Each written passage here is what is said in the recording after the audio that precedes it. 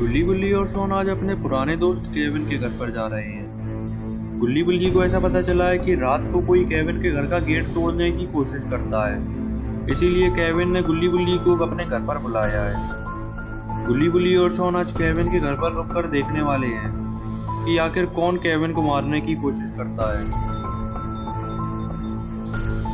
इधर केविन अपने घर पर गुल्ली बुल्ली का इंतजार कर रहा था, मगर अचानक से कोई गेट बजाने लगता है। पहले तो केविन डर जाता है कि कहीं वो खूनी केविन को मारने तो नहीं आ गया, मगर फिर जब उसे गुल्ली बुल्ली और शॉन की आवाज लगती है तब केविन की जान में जान आती है और केविन जल्दी से गेट खोलता है और गुल्ली बुल्ली और शॉन को अंदर बुलाता है।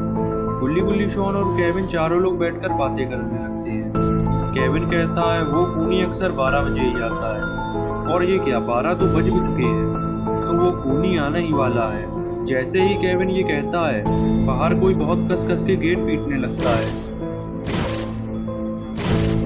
केविन कहता है मुझे लगता है यही खूनी है, मगर आज तो ये बहुत कस के गेट पीट रहा है, कहीं गेट ना टूट जाए। गुल्ली कहता है केविन तुम बिल्कुल मत डरो, हम तुम्हारे साथ हैं, तुम बस गेट खोलो, आज ये खूनी मेरे हाथों नहीं बचेगा। गुल्ली कहता है नहीं केविन रुको, हमें पहले छत से एक बार देख लेना चाहिए कि आखिर ये खूनी है कौन। फिर गुल्ली बुल्ली, शॉन और केविन छत पर जाने लगते हैं और इधर खूनी गेट तोड़े ही जा रहा था।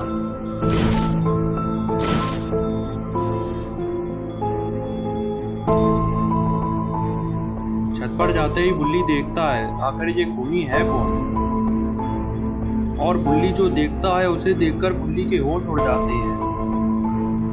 बुल्ली गुल्ली और शॉन को भी दिखाता है। जैसे ही गुल्ली और शॉन नीचे देखते हैं उनके भी होश उड़ जाते हैं। आखिर गुल्ली बुल्ली और शॉन ने ऐसा क्या देख लिया जिसे देखकर इनके होश उड़ गई। ये क्या, नीचे तो खूनी जेसन खड़ा हुआ है।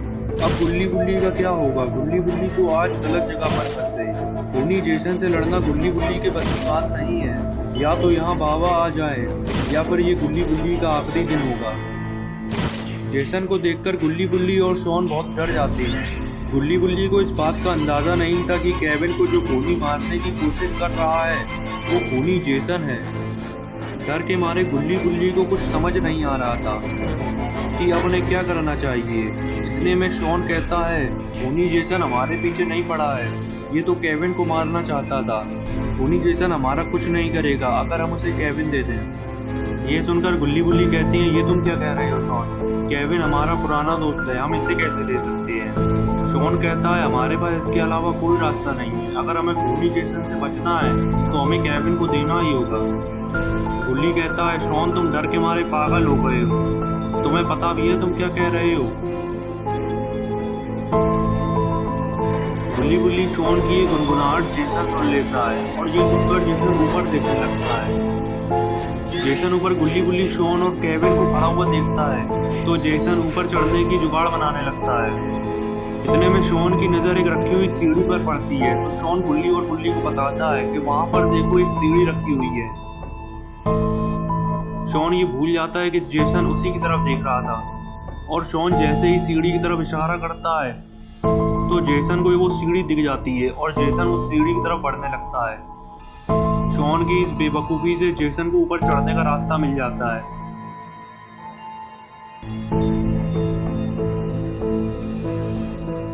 अब तो जेसन ऊपर चढ़ने लगा है।